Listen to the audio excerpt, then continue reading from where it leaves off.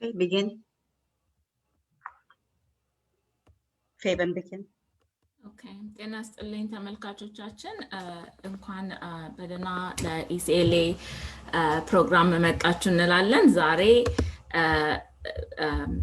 ማዘርሁድን በተመለከተ አንድ ፕሮግራም ይዘንላችሁ እንቀርባለን። የዛሬው ፕሮግራም በእንግሊዘኛ ነው የሚሆነው እና እንድትከታተሉን እንጠይቃለን። if I can share.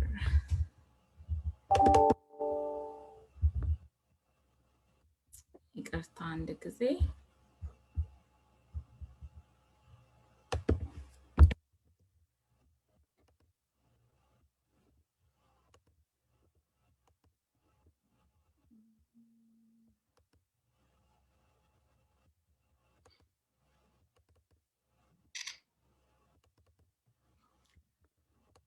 እንዳልኩት ዛሬ ስለ ማዘርሁድ ነው ይዘንላችሁ የቀረብነው። ሁለት ወንደርፉል ማዘርስ ከኛ ጋር ይገኛሉ። እንዳልኩት በእንግሊዘኛ ስለሚሆን በእንግሊዘኛ አስተዋውቃቸዋለሁ። ተከታተሉን። Good evening, everyone. Thank you for coming and joining us in today's conversation regarding motherhood in honor of Mother's Month, May, right? We want to make sure we take the time and honor mothers and also recognize individuals that are doing wonderful work regarding, with mothers. Here we have today Bree Gabrahiwet and Carol Moleta in our program, and I would like to welcome them today and thank them in ECLA's name for taking our invitation and coming to us and talking to our audience. Welcome. And so now I invite you both to introduce yourselves. I will start with Bree. Hi, my name is Bree Gabrahiwet, and I am the founder of Habesha Moms Facebook community, as well as Almaz & Co., which are both platforms and communities for cultural moms. I'm also an RN by trade. I'm a wife and mother of two, and a community builder, I think is how I would also describe myself. I love meeting people, connecting with them in meaningful ways, whether it's via a play date, a mommy meetup, other events or masterminds. I really enjoy just building community with other women especially, and learning from them, growing with them. So thanks for having me. I'm really glad to be here. Thank you for coming. Carol? Thank you so much for inviting me. I'm very pleased to be here. I love talking about parenting and talking about motherhood. I am the mom of twin sons who are now they're finishing up their third year of college. I am the wife of a wonderful Ethiopian man. And I was born and raised here in the United States. I'm African American. And so my journey as a boy mom and a twin mom really led to a career transformation, and I'll talk about that a little bit more, but I am the creator of the Parenting 411 platform, where I engage with parents in a variety of ways through workshops, webinars, master classes, and a radio show. Thank you so much for that introduction. First things first. So since we're talking about motherhood, I would like to ask you both, and you can, whoever wants to go first can go first, but what is motherhood to you? What does that mean to you personally? Well, for me, it's about welcoming these wonderful people that we've been blessed with and really leaning in and learning who they are and meeting them where they are. And, it's really our job to guide them towards self-discovery after we've had an opportunity to learn about what they bring to the world. We want them to learn that about themselves and what their gifts and talents and interests are, and then give them the tools for life so that they can create a fulfilling life for themselves and also serve the world with their gifts. I mean, that's what I call mother's work, and that's the name of my book that I released recently. Congratulations on your book. I just saw that, Carol. Thank you. Yeah, I love that. So when I became a mom for the first time, 6 years ago, still learning, still growing. One of the things that really I just felt really strongly about, especially in that season of motherhood, was that motherhood was and continues to be the fastest catapult to self-discovery. I felt like I was learning a lot about myself and who I was, especially when my oldest at that time got to an age of talking and developing his own personality and all those things. And you start to see a lot of yourself reflected back in your kids, and it teaches you a lot about yourself. And a lot of the things that I thought I had maybe worked through, things that, I had developed, as an adult. And I really discovered as a mom that I still had a lot of work to do. And so, for me, I also believe that just as much as motherhood is, parenting, and guiding our children, like Carol was saying, I think it's also a season of rediscovering yourself and discovering yourself. That's yeah, I feel the same way. I'm a mom of two. It's you learn from your kids. They're your teachers, and you're a mom for life. It's like once you become mom, there's no going back, right? So Yeah. at every stage there is a learning curve.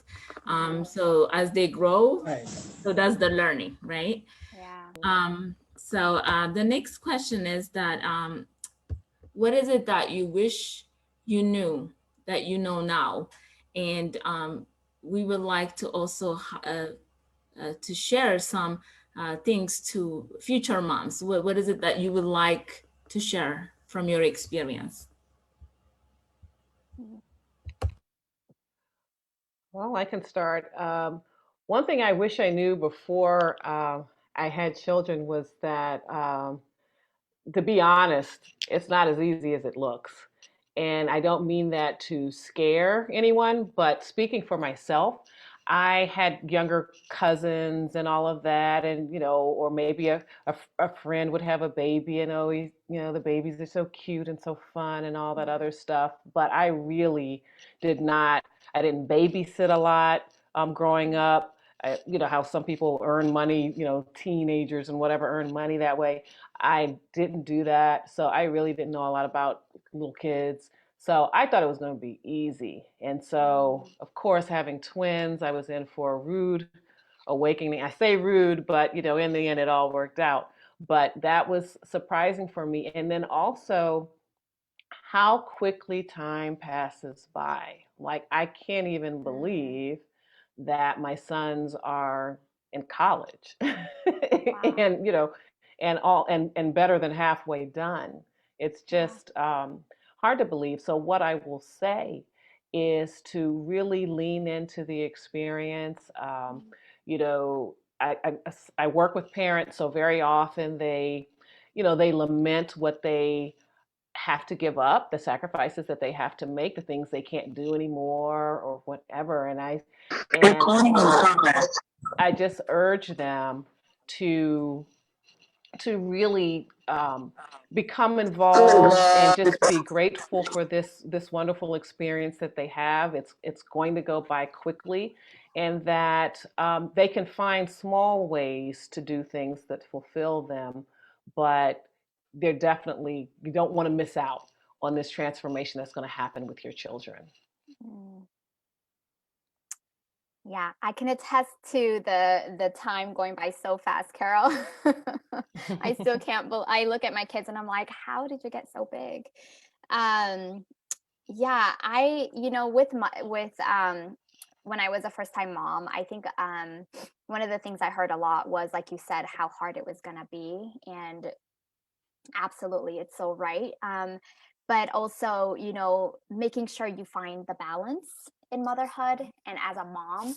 And I really struggled with that at first because I felt like the scale had to be balanced, like there was a little bit of this, whether it was career and my aspirations and dreams, and then motherhood, like it needed to be equal at all times. And so I really struggled with trying to attain that. And what I've learned is that there's no such thing as always being balanced. There's the ebbs and flows, right? The constant fluctuation of, motherhood and just life in general, and being flexible with that. And, sometimes, there may very well be a balanced season where things are smooth and, they look good on both ends, but there's seasons where things are out of balance, and that's okay. So instead of like beating yourself up to try and obtain that balance, being flexible in that season, and then reflecting on what needs to be put on the back burner, what you need to step away from, maybe what you need to ask help with, what you need to delegate, what you need to step away from in that moment or season, so that you could be 100% in, whatever is going on in that season. For example, with us right now, we're in a very unbalanced season where there's a lot of, obligation at work that's different. And so I had to step away from a lot of things and really put a lot of things on the back burner so that the home front doesn't have that instability right now. And just letting myself know that that's okay. I just have to be flexible and things are going to fall into place as I move forward. Like, that's really hard for me. I'm like more of a type A person where I want to control things. I want to make sure everything's in line.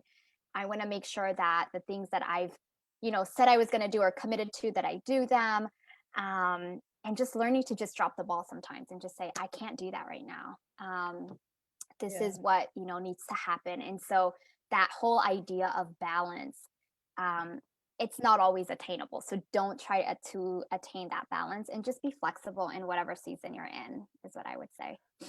Yeah, Still that's learning why that. I often talk about harmony instead of balance, I like in that. terms of all of the roles and things blending together, and how, like, for example, like you said about having to drop some things, or Yeah. it may not be that you drop it, but it just looks different. So I always joke that from the early 2000s, like there's a whole um, block or a whole collection of movies and music and just things I don't know that happened that happened early on there, Yeah. TV shows and things like that that I know nothing about. But on the other hand, I reawakened my love of music, singing children's songs and their stuff, their shows, and their, Yeah. so I learned, I learned new things, in other ways. So that's why I kind of talk about it as harmony. And even if you can't, like a lot of parents that will tell me, oh well, I can't do book club anymore, I can't do girls night out anymore, or whatever, but Yeah. you can read books. You like books, you can read books, and you can find other ways to connect and stay in touch with your friends and all of that. So it just looks a little different. It Yeah. may not be the exact way, but you can still find ways to do it. Yeah. Yeah. I like that. And I like that you said you use the word harmony instead of balance. Hmm.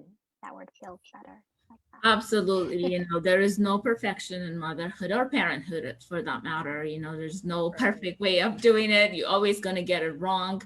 You just gotta keep rolling with it and do the best you can.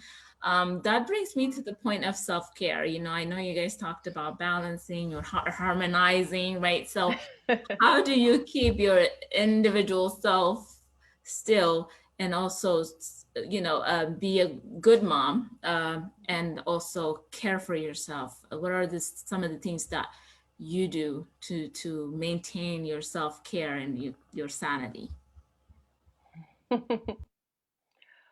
Well, I'll say that I started little by little with things and just took pleasure in that. So I always tell the story about how prior to having my sons, when I was younger, I would always get compliments on my hands. I mean, I have long piano playing fingers, although I don't play piano, but that's what everybody used to say to me. And, oh, you should be a hand model, all of these things. And I always took care of my nails, took care of my hands. So, okay, then I have twins, and I'm washing my hands 20 times a day because I'm changing diapers Yeah. and all of that. And so my hands just really just kind of, I mean, in the winter, they'd be cracking and just so dry and they were unrecognizable. And so, and in those early days, as I was trying to get a handle on things, I was just working hard and not smart, really. Always tired, not eating right, all of these things. And so once I really slowed down, got a handle, assembled a village of people to help, relatives and things like that. And my mother was a big help too, and my husband's mother.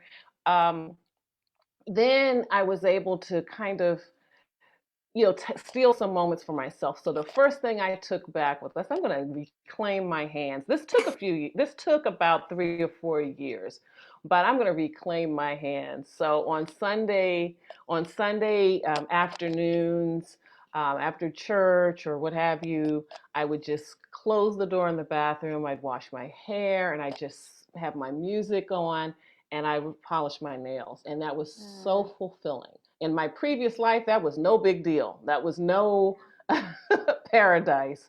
But during that time, it was. And so I did that. And then I branched out into other things, taking classes in the community, like with our recreation department, just learning new things. And so that's how I did that, just carving out little moments for myself. They weren't things that I did before. I just had, as I say again, I just learned that I had to let go of what it was and lean into what it is. That's what I had to tell myself. Yeah, I like that. Yeah, so my self-care honestly is so simple and so basic, but it fills my cup. Like it's as simple as waking up in the morning and having just that time to myself before my kids wake up.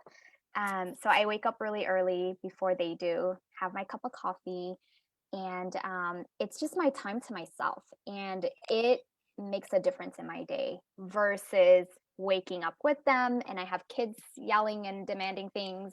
I can't wake up to chaos and start my day that way. That's just me personally. I'm an introvert naturally, so like I need that time alone. And so having that morning time really makes a difference for me. And I think also like with self-care, I used to think of like self-care as before being a mom. I always thought self-care was more lavish, right? It's like it's a spa date, it's getting my nails done at the nail salon, it's going and getting my hair done, it's a girls trip out of town. That's what self-care looked like. And so learning to look at it in a different way made a big difference. I don't have to leave my house or spend a lot of money to have self-care. It's just my quiet, half an hour with my cup of coffee that makes a big difference for me. So that's my self-care right now. That's very important. I think a lot of moms I wouldn't say neglect, but just because they're caught up in the day-to-day routine and things like that, so we tend to forget ourselves or put ourselves at last. So it's a really important. Yeah. And also I think, just from a cultural perspective of Habesha women, moms, is we didn't see our moms taking care of themselves in certain ways. I don't think that word self-care was even a thing. They had their different ways of doing it, I'm sure, right? Especially in a community setting, their buna time, their bun time, or, whatever it was. But I think that's also something I always looked back at when I was a first-time mom. I always felt guilty and I felt almost weak. Like, what? Like my mom never had self-care. She didn't need to do all these things to be able to be a good mom or show up in a certain way. But then when I look at it, it's like, no, she had different ways of having her self-care time. It just looked differently. Exactly. So yeah, it's hard and when it's not modeled for you in a certain way. exactly. And it can look differently. So like what brings joy to people, different people is different things. Yeah. Some people like to be pampered, some people like the human connection. And I'm that type, I really want my friendships, like Yeah. I want that call, I want that joke. So you maintain that, whatever, is joyful to you, you make time for that. That's the essence of self-care to me. That little bit of you, you keep still, as you continue to be a mom. That brings me to a good segue, talking about what is it that some of the things that you learned from your mom that you are carrying on in your motherhood tradition, and what are some of the things that you would like to leave in the past? Good question. Who wants to go first? Well, I guess I can start. So, in terms of things that I learned that I tried to bring with me, my mother's a very courageous and a resilient person, and very results oriented and very much of a problem solver. So, I watched that. And she also was a woman of faith that, even if she didn't know exactly how things were going to turn out, she had faith that they would work out, or that, she'd be able to handle it. And so that's something that I've definitely tried to pass on to my children. In fact, even when they were younger and there would be a problem or something, they were disappointed about something. And I was like, we've got a plan, and we would create a plan together. And so one of my sons even had gotten to the place before where later, I'm sorry, where he would say, "But we have a plan, right? We have a we have a plan," and that seemed to give them a lot of comfort that things aren't the way we want them right in this moment, or things aren't going the greatest today, but we're going to do something about it. And so that was something that I learned from my mother. Now, she grew up in a different era. Both my parents grew up in a different era where, children didn't get a lot of say.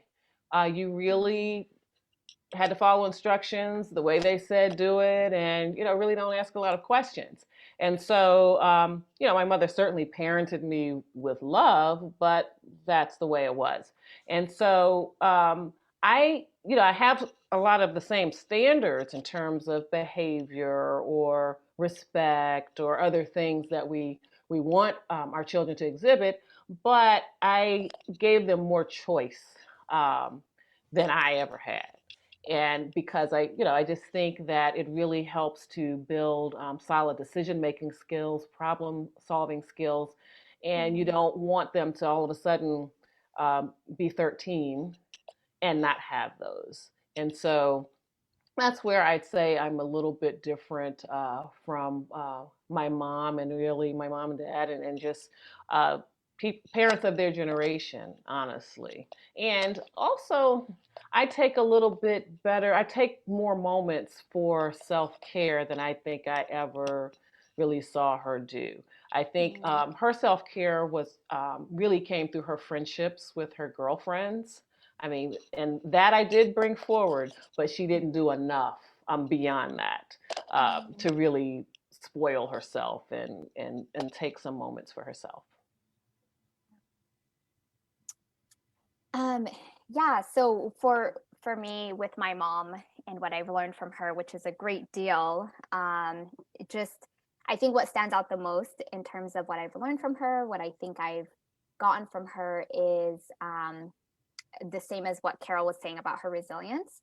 As an immigrant mom who immigrated here with 5 kids and having to navigate a new system, a new culture, a new language.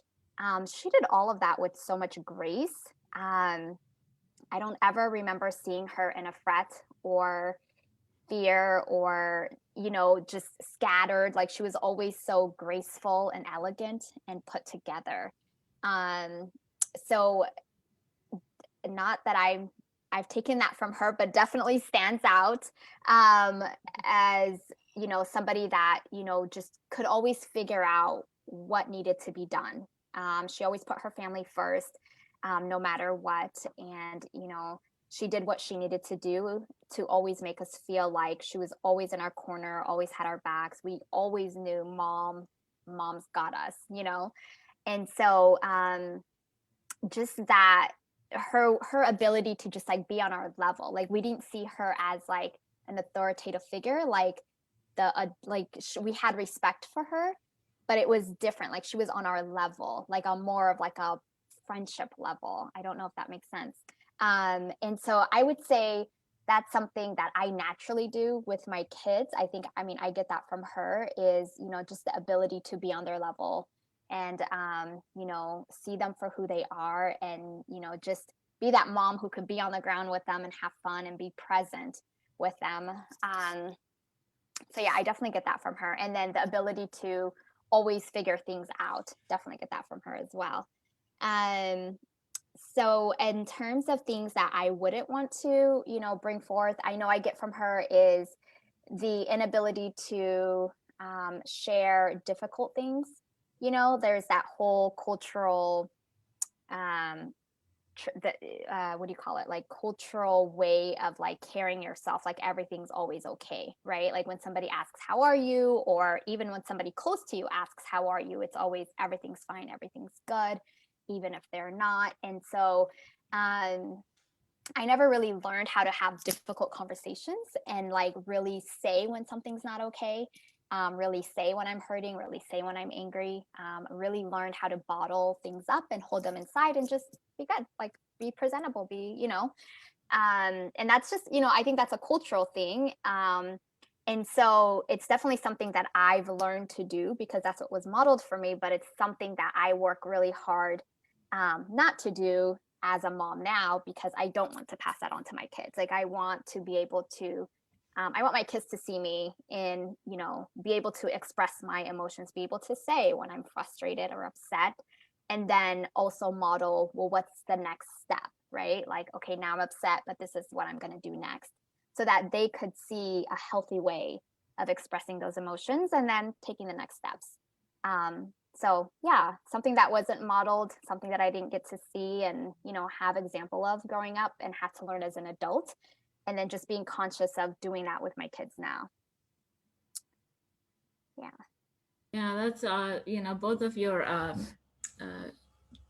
what you shared is relatable to me. You know, my mom is the same way, resilient, came from a different culture and was able to accomplish a whole lot in a very short time. And you know, she continues to teach me how to be resilient, how to be resourceful. She's very caring. She takes a lot on her plate, you know, so a lot of that is, you know, a lot of positives. And if I can say anything that I would not take with me is that she worries a lot, you know, a lot more than I do.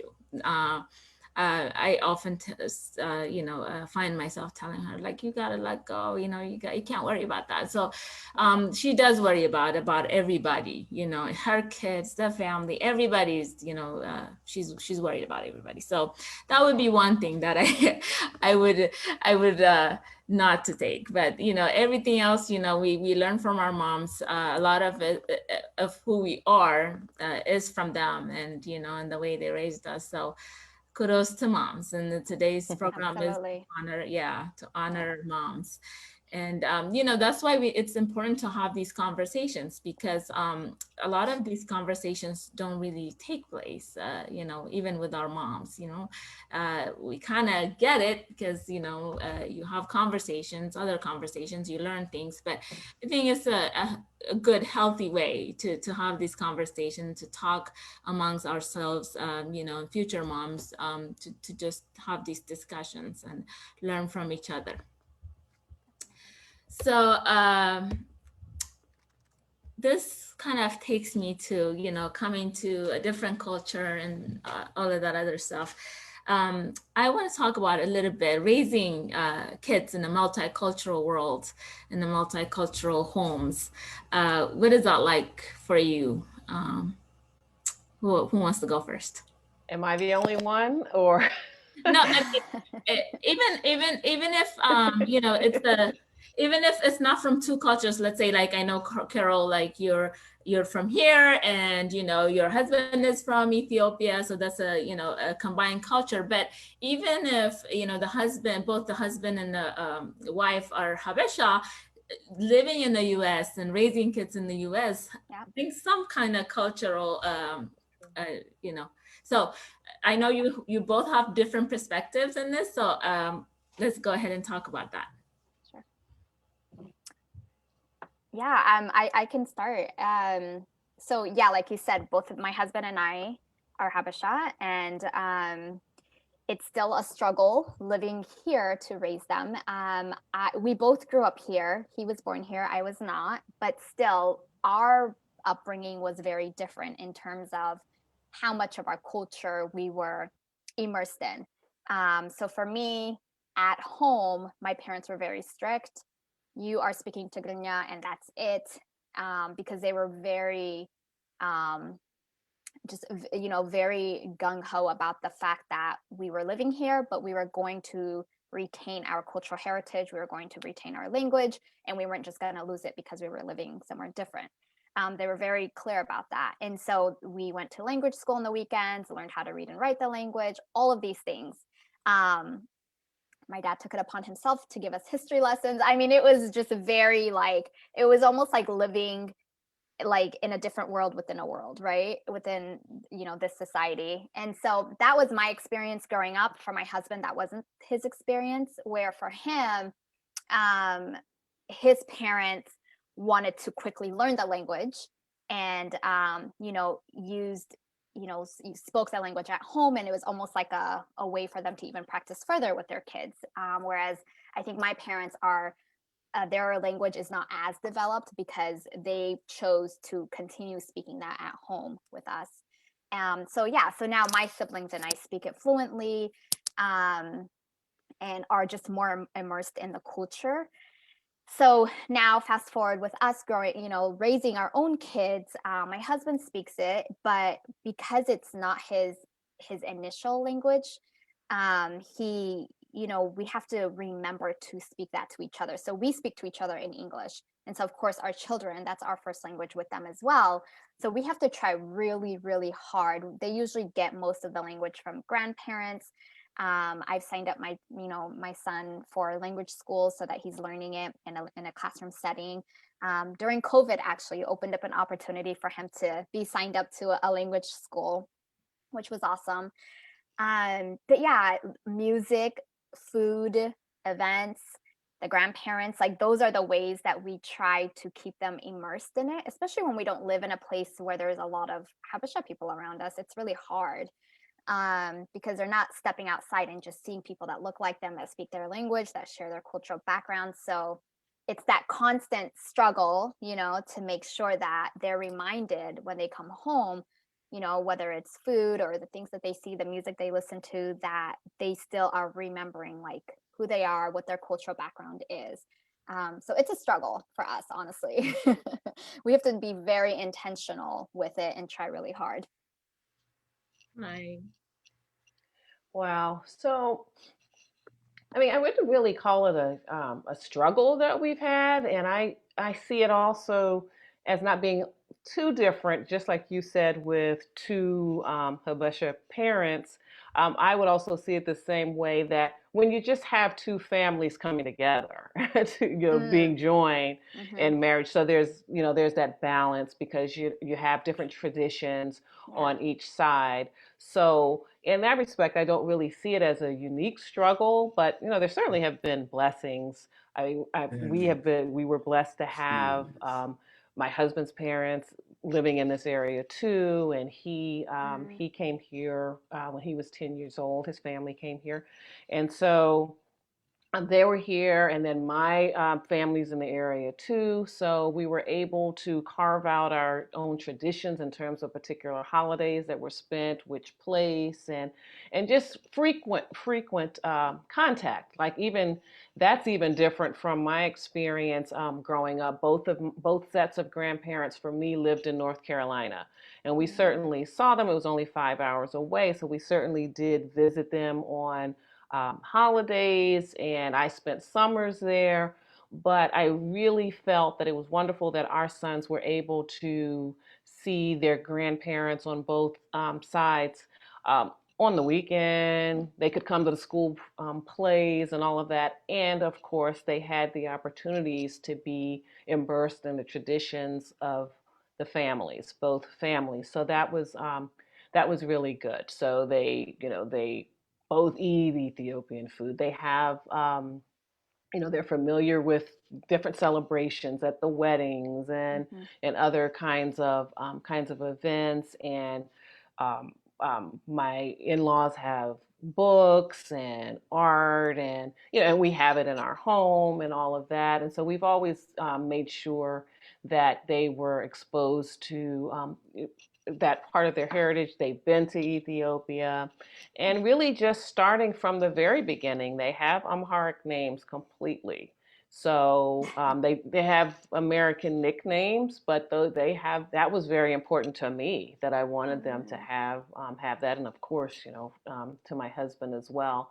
So it's hard to see it as a challenge.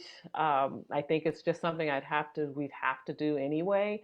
But I also feel that it's, living here, it's something special that they have. I think something extra special that they have. Yeah, I guess it's depend on your how you look at it, whether or not something become challenging. Because if you I know that for me, challenging, it's been challenging because I wasn't able to teach my kids the language, and they always, my daughter always blamed me. And I had my reasons why, I didn't teach them. But my daughter, when she goes around, my friends' kids, and they're able to speak the language, she'll blame me, like, you never taught me, that kind of stuff. So, but I wasn't able to do it. So that would be challenging. I would call that challenging. But other than that, like Carol said, a lot of it has been like making sure that, they're aware of their culture, where they come from, their heritage, love the music. Not so much the food, but with my daughter, but my son loves it. So it's a joy, having an extra culture to celebrate, extra holiday to celebrate. It's a blessing. So I share the same sentiment as you both. So my next question is about personally about your what you're doing to encourage moms and the work that you're doing around parenting and things like that. So Carol, if you can talk to us a little bit about parenting for one, and what do you do, what kind of work you do around parenting and motherhood and things like that. Sure.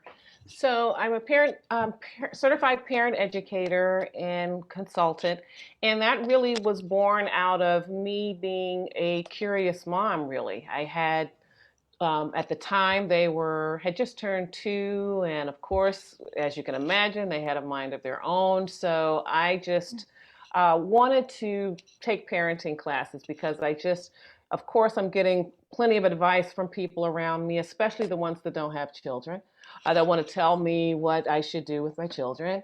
And so I went to take classes, and I just became fascinated with how children develop in general. And so I just continued to explore really the psychology and all of that. And so the organization where I took the classes invited me to take a leadership course so that I could begin teaching. And I was like, really? I'm really just trying to figure this thing out. So I did do that. And then fast forward, I started a parent education company apart from them, although I still taught classes with the nonprofit organization where I started. And so today I have created the Parenting 411. It's a platform where I offer workshops, classes, webinars. I also host a radio show. And so it's really my mission to deliver information parents need from sources they can trust. Because I remember being a mom trying to find information that suited my family, the different interests, the different needs that my children had, and having to. Thankfully, it's a lot easier to find this information now, integrated in one book, but I really had to go out and find a lot of resources and meet people, go to hear parent talks and things like that. And I also remember early on as a mom being very preoccupied with what other people are doing, and you're always looking over there, well, their child is doing that, maybe we should sign our children up for that, or maybe whatever. And so, but you have to figure out really what works for your family, and you have to parent the child you have in front of you. And also another thing to remember is you don't know the whole story over there. You don't know how it got to be the way you see it. You don't know the work that was put in, or you don't know the sacrifices they made. So that's why it's best to focus on what's going on in your house. And so I think a lot of it's very easy, especially when you have younger children, to get caught up in that. Like, who's crawling, who's walking, who's who's eating, who eats well, and has a well-rounded diet of fruits and vegetables, and my child will only eat chicken nuggets or something. So you just have to. I just work to like encourage those parents to create their own journey, carve out their own philosophy, think about the goals and the outcomes that they have, that the spouse or partner has for your children, how they'll develop, and then carve your own way. And that's really what gave rise to my book, Mother's Work. Was that really that journey, figuring out what was going to work for me. And so that I hope that book provides a little guidance for mothers to figure out their own way and feel comfortable and confident about doing that. That's awesome. Bree, you want to go ahead? Yeah. Yeah. So when I became a mom for the first time, my husband and I just moved back to this, greater Seattle area. And, so we moved completely, like far away from where our family and like our foundation was. And so we didn't really know very many people where we had moved to. And so when I became a mom, one of the things was, finding friendships in motherhood and finding other moms to spend your day with, and your infant with, and then your toddler with. And, I did a lot of that, like finding mommy groups and, just trying to build a community for myself here and trying to find my tribe. And, I just felt this like longing to want to meet other Habesha women and have community with them, other Habesha moms. And I didn't think I would, because, in this area, I just was just like, okay, this is like not diverse at all. There's no way there's going to be any Habesha people here. And so I thought I would start a closed Facebook group, the Habesha Moms Facebook community, just to have community there. And there were just things that I was going through as a new mom that my non-Habesha peers didn't really understand, like some of the cultural things, some of the cultural expectations, some of the pressures, just things that they wouldn't understand. And that made that longing even, deeper. I was just like, okay, I just need to find Habesha women, moms that I could relate to and, just be understood. And so that was 2014. I started Habesha Moms, and it was just became a place where I would just share what I was doing as a mom and what I was going through as a mom. And it just slowly grew year after year. We started to have play dates, meet other moms around here.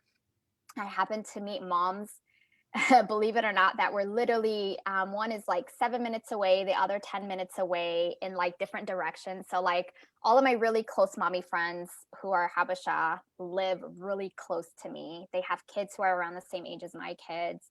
So it was just like this like blessing in disguise that like I would have never thought I'd meet Habesha women here, but yet, you know, creating this platform allowed me to find them. And so I got really excited about that. And I thought, you know what, like, if you are looking for other moms in your city, you should do the same, you know, like create these play dates and reach out here and let this be a platform where you can find one another. And so a lot of women use the platform for that purpose. And then, you know, fast forward a couple of years, we started to have events, focus on, you know, have more focused dialogue around self-care, mental health, postpartum depression, you know, some of the cultural specific topics. And yeah, it's really taken a life of its own, honestly. It's grown so much.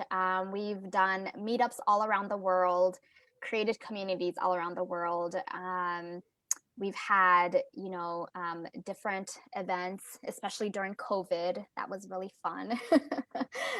Just being able to have a community and a place. And then it's really been a place for moms to not just find community, but have a safe space to ask questions, to reach out for help, and know that everybody there gets you, you know, like not that we all have had the same experiences, but we share similar cultural backgrounds. So if you ask something, or are going through something, then nobody's gonna blink an eye. You know, it's gonna be like, oh, okay, yeah, I've heard of that, or I get that.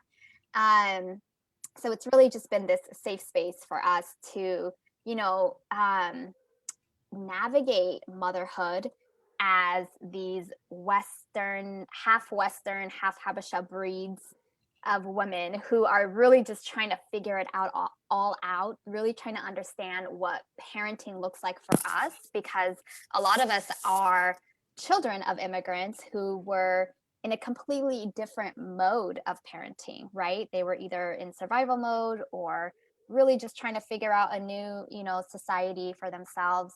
And so a lot of tools that were necessary for us just were not passed down, right? Or were not developed. And so we're learning a lot of things on our own as adults and now as parents. And so it's just really navigating that whole thing. And then trying to understand the cultural piece too, like what works for us in this culture, what serves us and what doesn't serve us, and what does that look like for me as a Habesha woman, as a parent now? What do I want my kids to take away from this culture and carry, you know? So yeah, so it's a space where all of those conversations happen. It's also a fun space where it's just a community for people to go to and, you know, not feel that, you know, that loneliness of motherhood sometimes, where you just, you know, you get so busy and being a mom and it's hard to keep up with your old friendships and, you know, whatnot. And so just knowing that you have that space and community, I think is important. Yeah, I can definitely relate to that. I was part of well, I still am, but I was part of a similar community called Mocha Moms, and it was for moms who are raising children of color and everything that you described. And so sometimes women formed really close long-term bonds there, but or else maybe you just were a community part of the community. And but you still knew that even if you didn't have children the same age, or you didn't live near each other, but you were part of the group, you could still reach out and ask about potty training Yeah. or whatever. There just was just understanding that we're here to help each other and to build each other up and not tear each other down. Yeah, definitely. Definitely. Yeah, it's been great, honestly. It's also, you know, like I'm really passionate about this generation of women, right? This generation meaning like this new not generation in the sense of like age groups, but like this generation in terms of like in this time that we're in, right? Like people who are raising kids right now, like it was in such an interesting time. Everything from like the social injustice that's happening here in America to the things that are happening back home in our countries to just everything. There's so much going on to COVID, and then our kids were home. There's just so much. And I feel like having a community for women right now, especially moms, is just so important. We just need that, especially a place where we feel like we're understood, is really important. So yeah, it's been good. You can say that again because I see it every day, in your group. I think there's 12,000, last I saw, 12,000 plus people in that group. And it's a very judgment-free zone. I've seen a few times where somebody would comment the wrong way and the rest of the moms will put that person in place. So, we don't do that here. Yeah. And it's That's wonderful. Very supportive environment. People are allowed to have their opinions, but no negativity is allowed, and I love that. Because as a mother, the last thing you need is that somebody telling you how much you're doing it wrong, right? So you want to make sure you get encouraged as much as you can. So that's a great thing. So if you can tell us like one or two or three, however many lessons that you've learned from having those platforms, having your platforms. Yeah, I think for me, one of the biggest things I've had to quickly learn, is just because we grew up from the same culture, it doesn't mean we had the same experiences. And so being more open-minded was really important, right? We don't all have the same beliefs. We don't all have the same, ideas or, and just experiences. We didn't have the same experiences, all of us. I think growing up as a Habesha kid, I felt like, oh, everybody's mom did this, or everybody's dad did that, or this is just how we all, like, it's not true. And so like, it's more and more evident when you have a group like that, when you could, just see that not everybody has, we're all different. And so just learning that, you can't go in there assuming that just because you're Habesha, then this is how things, that this is accepted in this way, or this is how everybody else thinks. And so you would think that about any other group, right? But I think that I just had to learn that even from within that small group of Habesha people as well. Like, no, we all have different, beliefs and ideas and backgrounds. The other thing is, like, you can't appease to everyone, even when it's something positive. There's just always, especially when it's like a heated topic or whatnot, there's always an opportunity for someone to take something in the wrong direction. And so, just not letting that be discouraging, and not letting it be, a reason to, maybe paint an entire culture or whatnot, but just saying like, okay, even within this culture, there's going to be people who think a certain way, or maybe are just negative. And so just not letting one individual's poor attitude or negativity overshadow an entire group, or discourage you from doing maybe the work that you do or the things that you're passionate about. Because it can be hard sometimes, because you kind of feel like I'm wanting to build this positive place in this community for my like my community, right? People who look like me and who come from my cultural background. But then it can be discouraging when somebody from that cultural background doesn't meet you with the same respect, or maybe have the same I don't know if now I feel like I'm talking in circles, but like it could be discouraging, right? Because sometimes you expect it from like a bigger pool of people, but when it's like, sometimes you see like Habesha as like somebody that should maybe be behind you or encourage you or motivate you to go further. But sometimes when that's not met, it's like, it's sometimes you want to just throw out the whole, baby with the bathwater, and you're like, okay, let me just see this as an isolated situation with an individual and not an entire, So it can be hard when you're moderating a group of that size, and being met with negativity when you do put your energy into something and your time into something, but just not being discouraged by that, and being okay with setting boundaries and guidelines for your group and community and just sticking to it, because not everybody will like that either. But I think that when you do that over time, you just kind of, what you're doing is you're weeding out those that don't belong in that community, and people who are there are going to be the ones who are going to be respectful and have those boundaries and follow those guidelines. So it's just, not being discouraged by, those small incidences. Yeah. Similar to what Barry said, I learned that to not be judgmental.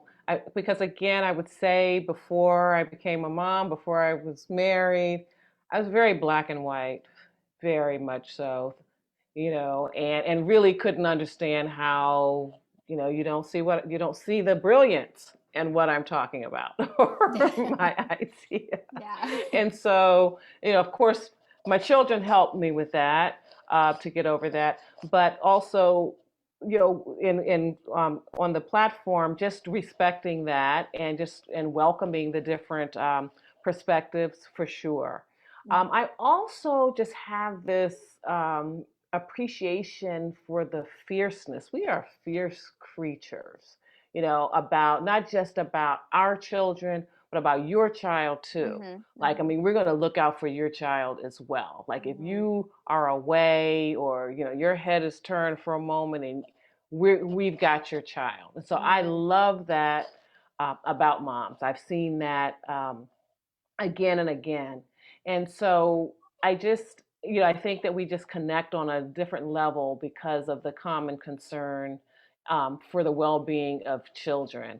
And so that's been very heartwarming and heartening for me to see, and with my platform.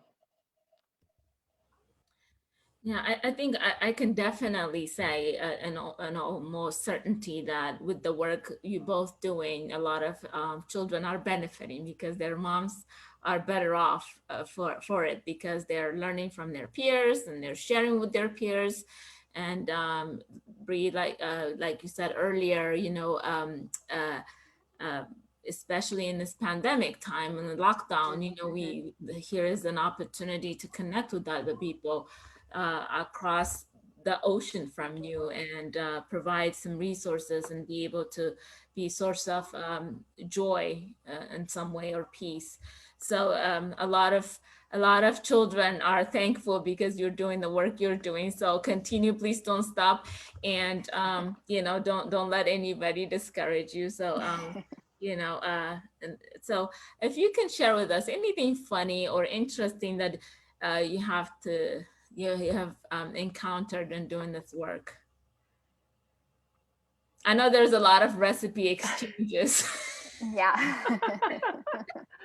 Something that's always fun with me, in particularly the talks, I will say, that I do give with moms. A lot of times I like to use role play to teach different concepts, and it just always tickles me the particular pleasure that moms have, playing their children, like role playing their children.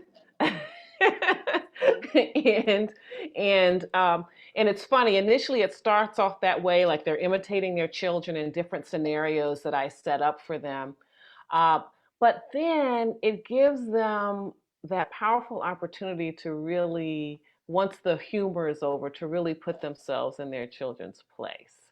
And especially when maybe I'm playing the role, or maybe another mom that I select from the audience is playing the role of the mom.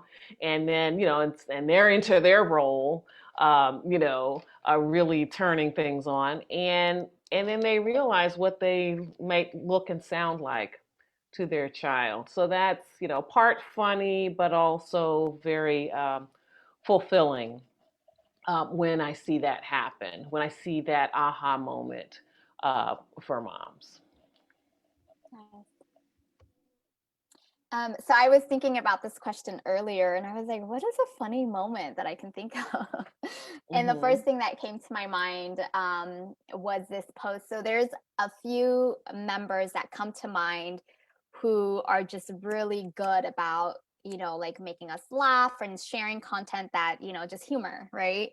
Or jokes. And they, share challenges that they want us to do with our hubbies or our kids. And yeah, so one that came to mind was a post that one of the moms shared. I think it was around Christmas time, and she wanted us, so she sent her hubby a picture of, I think it was like a onesie, but like a one piece. Like it just looked it looked like something like maybe her hubby would not want to wear, and I don't think mine wouldn't have. Oh, I know what I you're don't talking remember about. what it was. Yeah, I remember that. But she shared her husband's response, and it was hilarious. And like hundreds of moms joined that challenge, and reading I literally was in tears, crying, like laughing for days at all the responses in English, Tigrinya, Marinya, like just what these like hubbies were saying in response to it. It was just a really good one. So those are some of my favorite moments, just like to break up that monotony, and you're like, oh, okay, I'll do that challenge. Yeah, so that came to mind.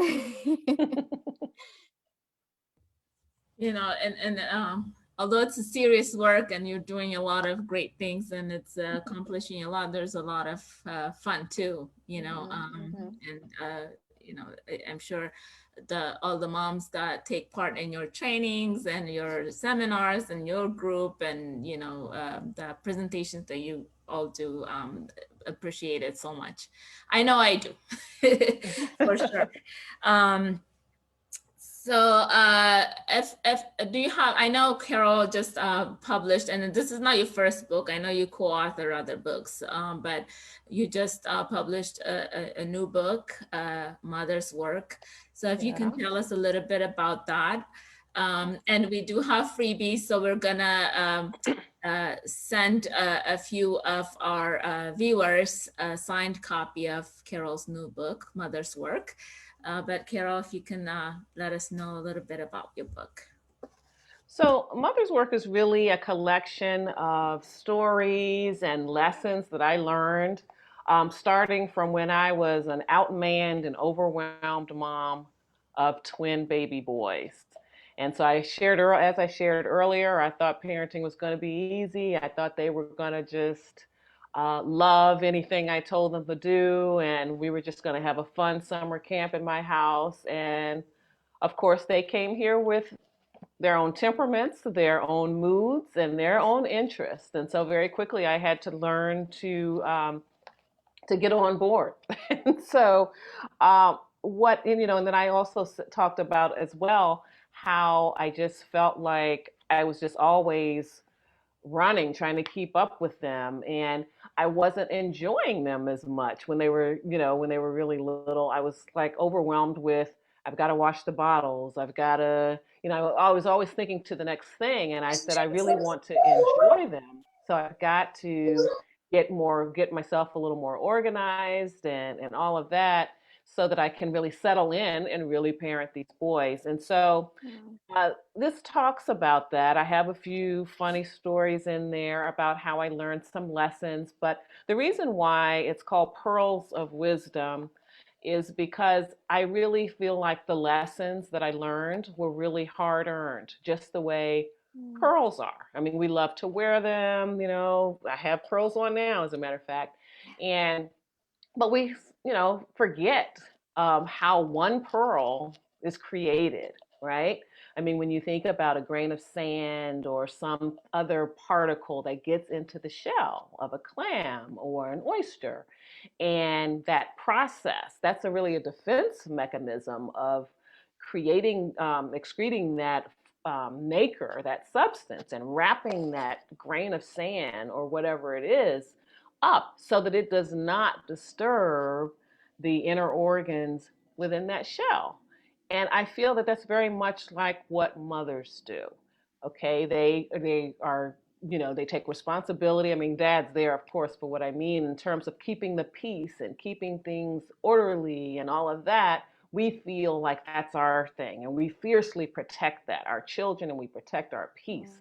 And so so there were like 7 ideas that I really anchored myself with that really got me through and still guide me through the journey. And so I share those. There's 7 chapters, one for each. And at the end of each chapter, I share some gems, some lessons learned to just sort of wrap things up. And so that's what this book is about. And as you can see, it's small because I don't know about you, Bree, you might feel this way too, but a lot of times you're waiting for your child. You're at music Yeah. lessons or something, soccer practice or something like that. And I don't know about you. I mean, of course, when my sons were really young, I didn't have my smartphone. There's no social media. So I always wanted something to read. And so, or even at the doctor's office, I always want something to read. And so this is it's a small book, but it has the pearls of wisdom there. So not only can you throw it in your purse and you have something to read when you're waiting for your child, but also when you have those moments when you need some encouragement. Because I think we all get there sometimes where we're just not sure we're doing things right or doing the best for our children because this is like a really long-term project our children are because we don't see the fruits of a lot of our labor for several years. And so it's my hope that this book will encourage moms on their journey. And it's something that they can return back to and read different sections of it anytime they need a little bit of reinforcement. That's awesome. Go ahead. Yeah, and I can give the link as well if anyone's interested in purchasing the book. It's carolmaletta.com/motherswork. And I'll post the link also on the Facebook with the Facebook video. So if people are interested, we're gonna send a few lucky people to to get it. But if anybody wants to order it, we'll go ahead and put the site on there. I'll check it out. Yeah. So Bree, if you have anything that's coming up, a project that you're working on, you'd like to share with us. Yeah, well, just quickly, I would love to share that. So, we talked a lot about Habesha Moms, the Facebook community, and Almaz and Co. That I briefly mentioned at the beginning is an extension of that community. And so it's also a platform for moms, but it encompasses moms of all various backgrounds, cultures. So, just from my experience of having, friends from different cultural backgrounds is that we share a lot of the same experiences growing up, especially as, children of immigrants who are now moms.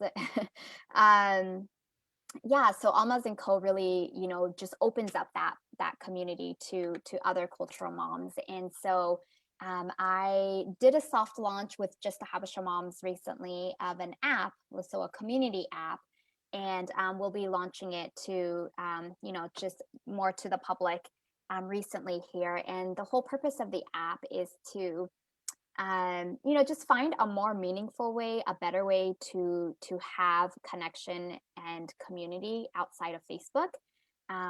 As the group continues to grow, I just learned that it's harder to have meaningful connection with just one thread, with a community of people with all various, in various seasons of motherhood and various needs. And so I feel like this app will be a better way to connect, where you could choose what communities you want to be a part of, what topics you want to be a part of, conversations you want to be a part of, groups you want to be a part of. It's a better way to create mommy groups in your own city, find mommy groups in your own city. So it's just another extension of what, Habesha Moms has really become, and making an app out of it so that other moms can also find community and, find meaningful connection with moms around the world, and then find connections with moms in their cities as well. Wow. So I'm excited for that. That's Thank awesome. you. That's very awesome. I'm very excited about that. As I know, Almas and Co is in the link on Habesha Moms. It Right. is. Yes.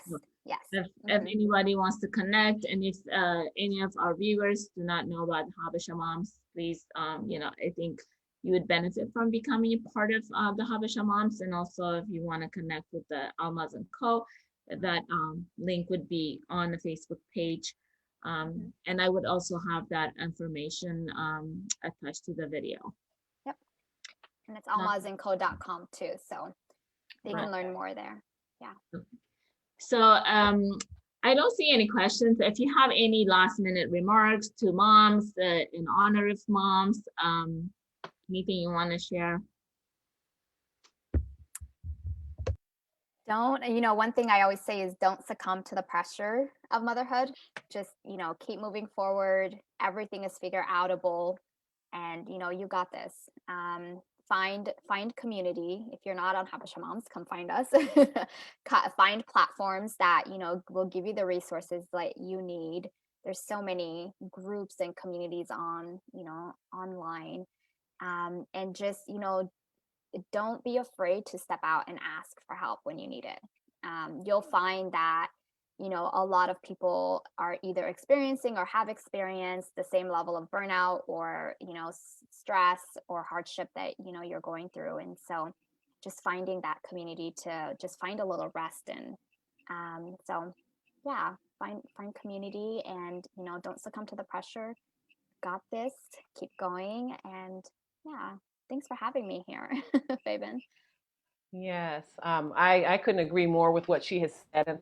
And I would also say that, in addition to finding your village and also finding the support and resources that you need, um, not succumbing to the pressure to conform to what other people um, or other people are doing, and it's very important to remember that you should parent your child in the context of the underlying relationship that you have with them. And so be consistent, and don't shift gears because you kind of see something over there, and you just want to try it really quickly because that mom's doing it and her children are great or whatever. Always remember to be true and consistent with the underlying relationship that you have, because you're parenting for the long term. And so some things take a while to take hold. You could revert to some of the traditional, so to speak, approaches to parenting that are maybe more rigid or punitive, but they really are not teaching the lifelong lessons that you want your children to have. So it may take a little more time, but make the investment. I like that. Those are pearls of wisdom, that's for sure. Yeah. I'm sitting here and thinking, look at you, you're two moms, you're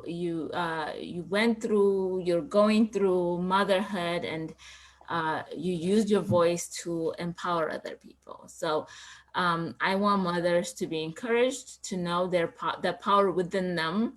There is significant impact people, individuals can make based on their experience, sharing that experience. So it's not only to take that we join these groups, and we also are contributors. So I want people to feel that, to know that, you have something to contribute to these groups. So joining the group is not only for you, it's for other people that are in the group. that will gain from you. Yeah. I know yes, there's a lot of, so, and, we as women, we need to support each other. We need to uplift each other. And, when we do that, great things happen. So in that, I really thank you both for coming and Thank you. having this platform, using this platform to even further, empower and talk to our audience. And we're very grateful to have you. And I also want to take this moment to thank all mothers everywhere.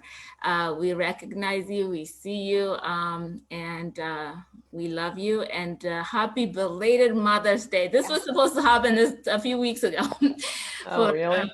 For Mother's Day. So, but we still in the month of May, and motherhood should be celebrated every This month. is the month of mom, I call it. Yeah. On my platform, it's been the month of mom. The month of mom.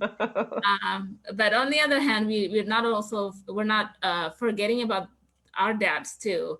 So Well, that's next month. Yep. yes, for sure. We will be talking about them next month, because we don't want them to feel left out. So next month will be Dad's month, and we will be having conversation around fatherhood. So thank you very much for coming, and Thank you. hope don't be a stranger, and we'll see you soon. Thank you. Thank you. Bye. Bye. Thank you. Bye.